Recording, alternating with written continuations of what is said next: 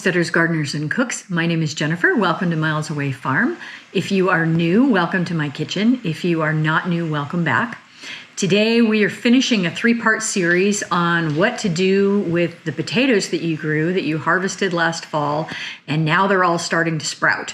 So how do you salvage those potatoes so that you can eat them the rest of the year when they're starting to sprout and they're not going to hold in your root cellar or in your cool space for very much longer? And so we started out, we blanched and froze a whole bunch of potatoes. I did some as hash browns and some just as diced potatoes. And then we did some canned potatoes. So they're shelf stable, great for cooking and camping and breakfast and things like that. And today we are going to do French fries. So if you are the kind of person who buys frozen bags of French fries and then just, cooks them in the oven, this is how you do that at home. So we're doing frozen French fries from your own potatoes. And the way to do that is you basically partially cook them. So you partially fry them and then you freeze them and then you cook them in a really hot oven, 450, 475 degrees until they're crisped up all the way. So another 5 or 10 minutes. The basic procedure that I'm following is from this book, which is called So Easy to Preserve. This is out of Cooperative Extension, University of Georgia, and the process that I'm following is for fried potatoes that's in this book. I am using a Presto Cool Daddy Elite.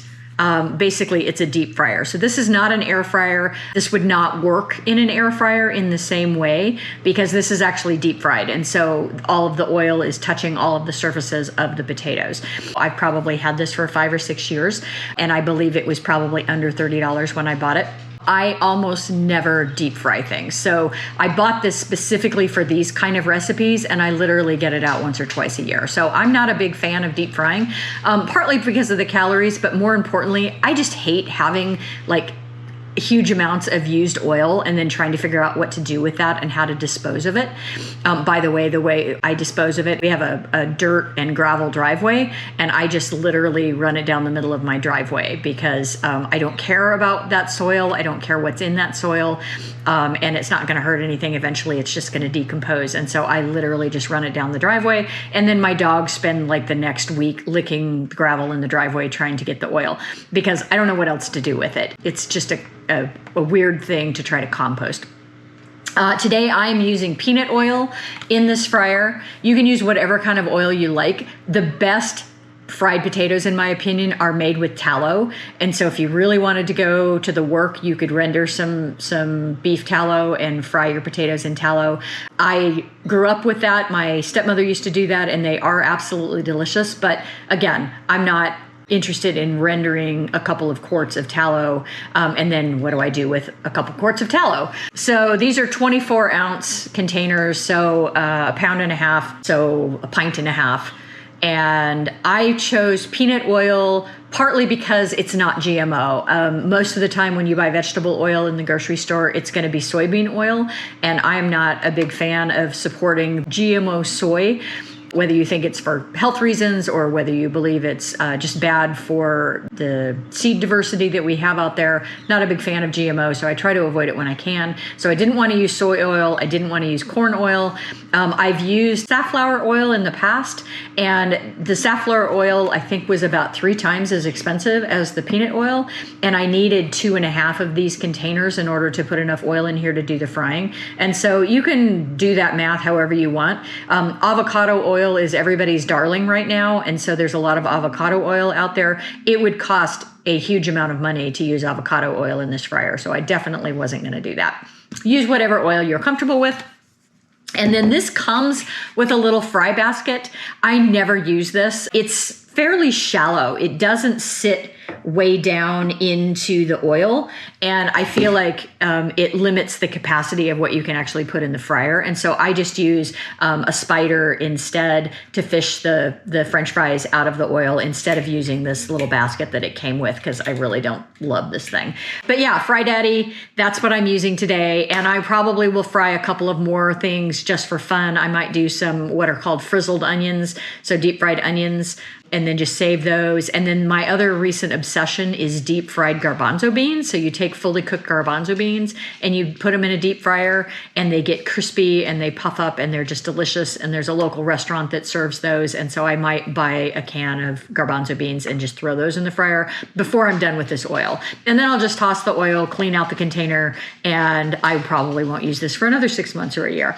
Definitely almost a unitasker. However, well worth it to have lots of French fries in your freezer that you can just put on a baking sheet and throw in the toaster oven and have a small serving of fries, next to your meal, or a big serving of fries next to your meal, depending on how big your family is, without buying Ore-Ida or other frozen brands of French fries. So a great purpose for the potatoes that were starting to sprout. I used the biggest potatoes for this. I'll put the varieties on the screen. I had 2 different varieties that got used that were the larger sized potatoes. I did end up peeling them simply because there was quite a bit of green and some scarring and some other things on these potatoes because they've been sitting around since late September probably.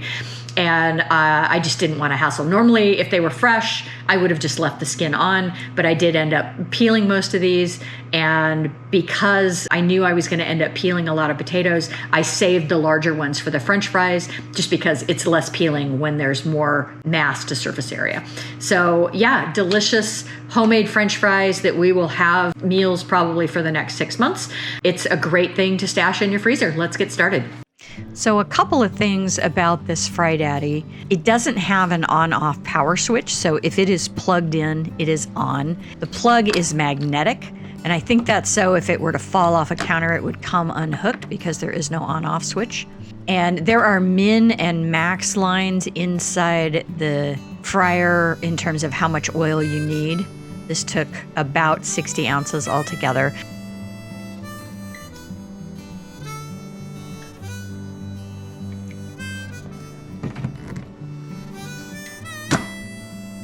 So I had cleaned these potato sprouts off once, but then a period of a couple of weeks happened before I was able to do it again. So I knocked the sprouts off, gave them a good peel, and then checking this Fry Daddy oil temperature. Because there's no thermostat, I wasn't sure where it was going to sit. It was at about 375, which is good. I wanted it between 350 and 375. And so it had been sitting, heating for probably a half an hour by the time I got all those potatoes peeled. So I gave it a good long time to warm up.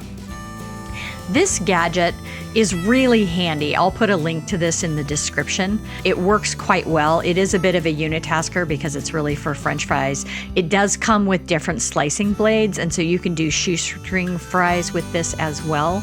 But it's strong, it's heavy duty, and it works great for this task. This is the largest potato I had. This is probably one of the Pennebecks, and you can see how lovely and even these are.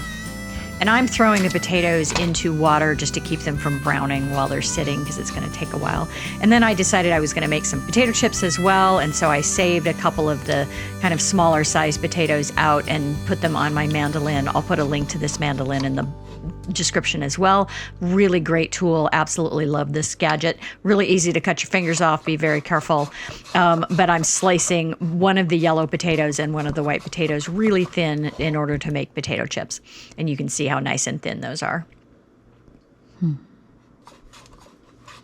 Very careful so I don't cut my fingers.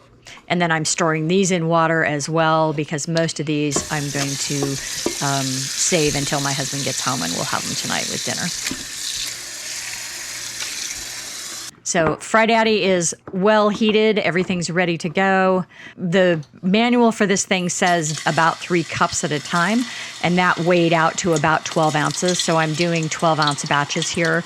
And I'm putting things in one at a time. And I know that seems wildly tedious, but it really keeps stuff from sticking together. If you just throw a big handful in, they tend to stick to each other, and then you don't get good cooking on the side that's stuck.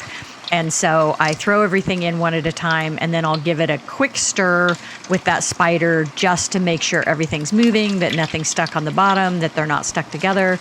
And then I'm frying these for about 5 minutes. So they're not all the way cooked.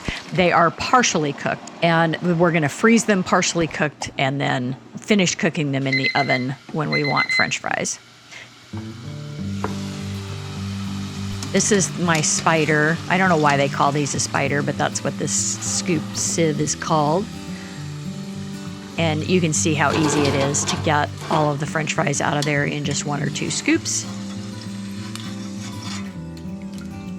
And I'm checking my oil temperature to see where it landed. I'm at about 325, 330, which is hot enough. I probably could have waited a couple minutes to let it come all the way back up to temperature, but I had a lot of batches to do, and so it was going to take me plenty of time as it was. So second batch going in. Here's the second batch coming out. And you want to make sure you salt your fries right as they come out of the fryer, because that will make the salt stick to them. If you wait until they cool off, that salt is not going to stick. Last batch of French fries coming out of the fryer. I don't know how many total I did. I'm guessing probably around 10. I didn't keep count, but quite a lot. And each batch was around 12 ounces. So we probably fried off 7 or 8 pounds of potatoes.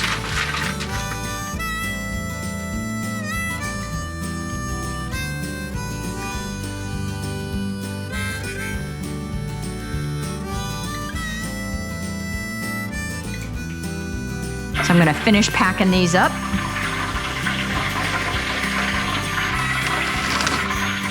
And obviously you don't wanna put them in the freezer bag when they're still really hot out of the fryer, so let them cool down a little bit. I had 2 different cookie sheets going so that one could be cooling while the other one was coming out. I've been snacking on these all morning. Basically, my breakfast has been the little skinny French fries. And then just out of curiosity, let's see how many pounds of French fries we have. So this is about almost 6.5 pounds. So yeah, that's a pretty good batch of French fries. And I'm just gonna freeze this. Find room for this in my very full freezer. I want to lay this flat and spread these out so that they don't stick together, if I can. There's some nice room right there. And that way, when they're frozen, I can just grab a handful at a time. There we go. 6.5 pounds of homemade French fries. And then just for fun, I bought some sweet potatoes, and I'm gonna throw those in the fryer for sweet potato fries as well. Never done this before, but it seems like it should work, and I know you can buy frozen sweet potato fries. I did peel these. I know you can eat the peels on sweet potatoes, but I never do for some reason. And I specifically tried to buy sweet potatoes that were straight because it was gonna be easier to turn them into fries. I'm just gonna do this in 2 batches here, so it's probably about half. So these have been cooking for 5 minutes. They look pretty good.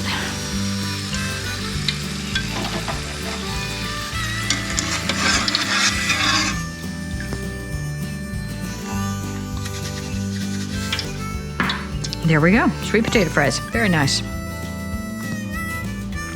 And then just for fun, I'm gonna make some homemade potato chips.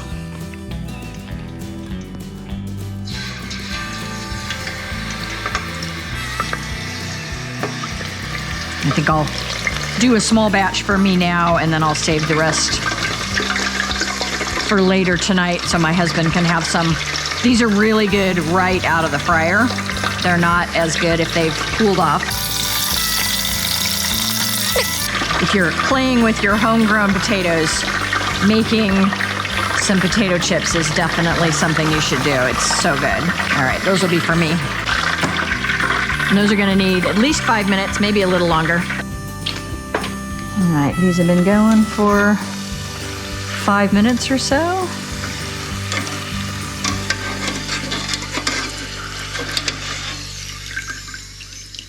Those look nice and crispy.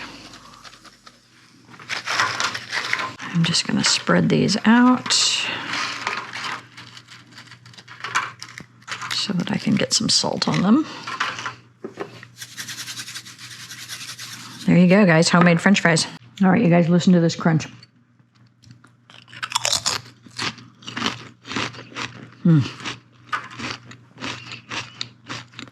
So good. Homemade potato chips. So yum. So there you have it, guys. Going from this to this, absolutely delicious and well worth your time and effort to have these in your freezer. Thanks for watching, Tribe. If you like this kind of content, give me a thumbs up, subscribe, leave me a comment, and share. I have new content coming out every week.